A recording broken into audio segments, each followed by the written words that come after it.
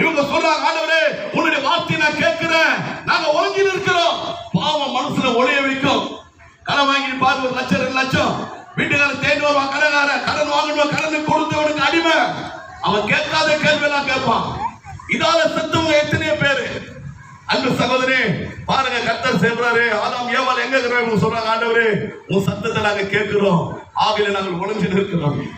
உடனே சொல்றாரு, ஏன் ஒளிஞ்சு இருக்கிறேன்? இவன் சொல்றான், நான் நிர்வாணமா இருக்கிறேன். எந்த குழந்தைனா எங்க வீடு பக்கத்துல இருக்குது, ஆராசர் ஹாஸ்பிட்டல். நானும் எத்தனை வாட்டி போய் நின்று பார்த்தேன். எந்த குழந்தைய பிறக்கும் போது போலீஸ்ல சரவணா ஸ்டோர்ல துணி போட்டு வரல, வரும்போது நிர்வாணமா தான் வருது.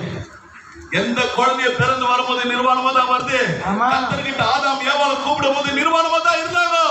எனக்கு பாவத்தை செய்தானோ மனசுக்குள்ள இச்சை, போராம, கசப்பு, வெறுப்பு, கொலை, திருடு, அக்கிரமங்கள், பாவங்கள், எண்ணங்கள் மோசமா போச்சு.